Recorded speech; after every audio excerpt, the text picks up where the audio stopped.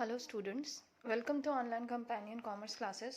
मैं हूं संचिता, आपकी commerce teacher, and today we are going to start a new chapter of 12th standard business studies, chapter number 7। Directing chapter आज हम लोग start करेंगे, निर्देशन जिसको कहते हैं। तो हम लोग मैनेजमेंट के सारे फंक्शंस को, बेसिकली जितने इम्पॉर्टेंट मेन फंक्शंस हम लोगों को पढ़ने होते हैं वो होते हैं planning, organising, staffing, directing and controlling. तो हम लोगों ने प्लानिंग, ऑर्गेनाइजिंग, स्टाफिंग पढ़ लिया है ऑलरेडी। आज हम लोग चैप्टर 7 में मैनेजमेंट का एक नया फंक्शन स्टार्ट करेंगे which is known as directing. तो let's get down to the meaning of directing. यहाँ मैंने लिखा हुआ है, directing is a managerial function. It refers to the process of instructing, guiding, counseling, motivating and leading people in the organization to achieve its objectives. इसका main जो keywords आप लोगों का है ये तो हो गया एक मैनेजरियल फंक्शन, क्योंकि मैनेजमेंट का एक फंक्शन होता है, that is why it is known as a managerial function. It is a process of instructing, guiding, counselling, motivating and leading people in the organisation. जैसे कि हर एक ऑर्गेनाइजेशन, हर एक संगठन में एक लीडर की आवश्यकता होती है. तो वो लीडर क्या काम करता है? वो लीडर अपने अधीनस्थों को या जो भी अथॉरिटी होते हैं, we have already studied about superior subordinate relationship, यानी अधिकारी अधीनस्थ संबंध के बारे में हम लोग शुरू से पढ़ते आ रहे हैं, मैनेजमेंट जब से हम लोगों ने पढ़ना शुरू किया है.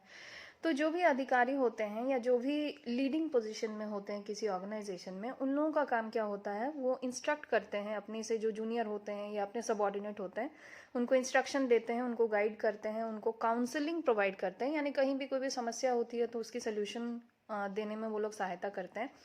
They keep motivating the subordinates, motivating यानी अभिप्रेरणा देना, एंड लीडिंग पीपल. हमेशा हर एक काम के लिए कोई भी टीम वर्क जब हम करते हैं, management is basically a team work, right? So किसी भी टीम वर्क को करने के लिए there always has to be a team leader और अ टीम लीड और अ टीम हेड जिसको हम लोग कहते हैं. तो मैनेजमेंट के फंक्शन में management basically refers to getting things done through others, यानी दूसरों से काम करवाने की कला को हम लोग मैनेजमेंट कहते हैं, यानी प्रबंध कहते हैं. तो यहाँ पे डायरेक्टिंग वाला फंक्शन क्या होता है? डायरेक्शन वर्ड से डायरेक्टिंग आया है. डायरेक्शन रेफर्स टू दिशा निर्देश, यानी किसी एक पर्टिकुलर लक्ष्य की ओर, किसी एक पर्टिकुलर मोटिव या गोल की ओर जब आप अपनी टीम को आगे बढ़ाते हैं तो उन लोगों को एक प्रॉपर डायरेक्शन चाहिए होता है, उन लोगों को एक लीड चाहिए होता है, उन लोगों को एक गाइडिंग लाइट चाहिए होता है, एक मोटिवेटिंग फोर्स चाहिए होता है, ताकि वो लोग आगे सही दिशा में बढ़ते जाएं और सही तरीके से काम करते जाएं. यही काम करने को डायरेक्टिंग कहा जाता है मैनेजमेंट के संदर्भ में. ठीक है. निर्देशन से अभिप्राय संगठन में मानव संसाधन को निर्देश देना, उसका मार्गदर्शन करना, संदेश वाहन करना व उसे अभिप्रेरित करने से होता है, ताकि उद्देश्यों को प्राप्त किया जा सके. उद्देश्य तो पहले से सेट हो चुके हैं, प्री डिटरमाइंड गोल्स हो चुके हैं, लेकिन उस गोल के तरफ सही तरीके से बढ़ना और सही रास्ते में बढ़ना, यही काम को जो लीडर करवाते हैं वो डायरेक्टिंग कहलाता है. यानी you are pursuing a goal and you are directing your team to go on a particular path so as to achieve that goal. इसी इसी काम को, इसी फंक्शन को हम लोग डायरेक्टिंग कहते हैं. Now let's get down to the characteristics of directing, यानी जो भी विशेषताएं हैं डायरेक्टिंग के यानी निर्देशन के. It is an important function of management. ये प्रबंध का एक महत्वपूर्ण कार्य है. ऑब्वियसली हम लोग उसी संदर्भ में इसको पढ़ भी रहे हैं as a topic of the function of management. It is one function of management. तो इसी तरह से हम लोग उसको पढ़ भी रहे हैं. तो निर्देशन प्रबंध का एक महत्वपूर्ण कार्य होता है.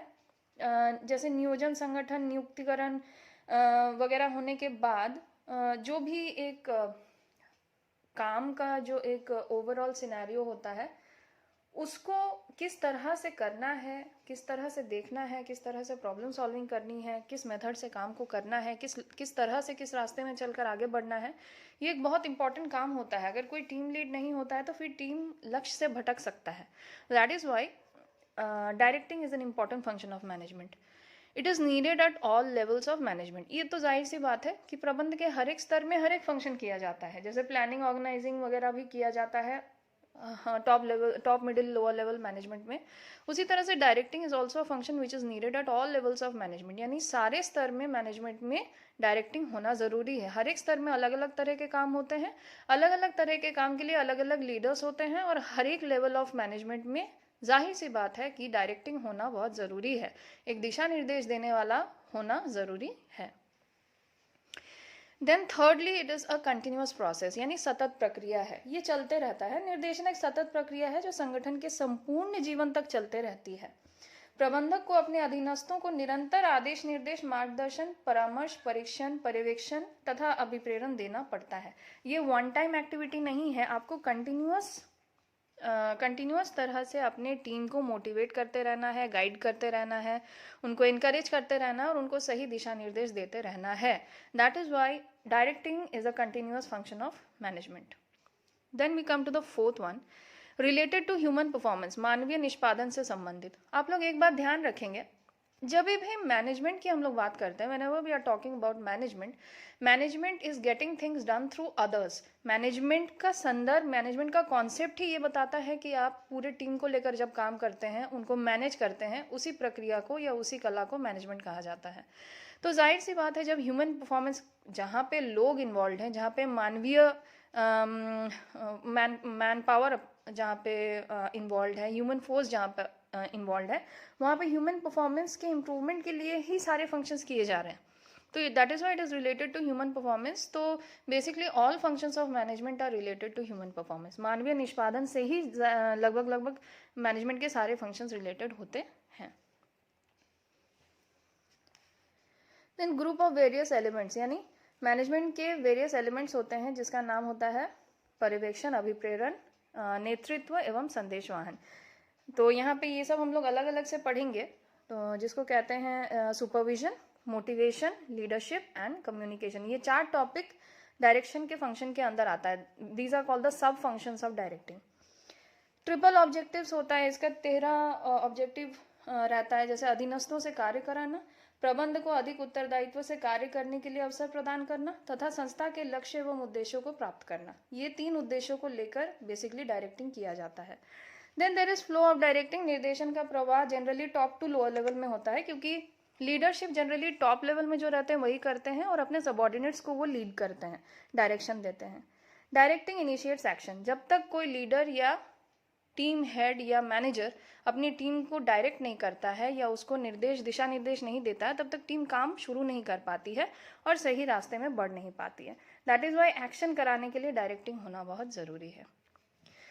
तो आज के लिए इतना ही हम लोग पढ़ेंगे, meaning of directing and the characteristics of directing. इतना ही हम लोगों का टॉपिक था। आप लोगों को कहीं पे कोई भी डाउट होगा तो आप लोग कमेंट सेक्शन में ज़रूर लिखेंगे, I get back to you. जैसे मैं हमेशा नोट्स आप लोगों को नोट्स का लिंक प्रोवाइड करती हूँ, वैसे I will be providing the link of the notes in the description box for you, you can write it down. So that's all for today. I hope the topic is clear to you, and all of you take care of yourself and have a nice time. Thank you.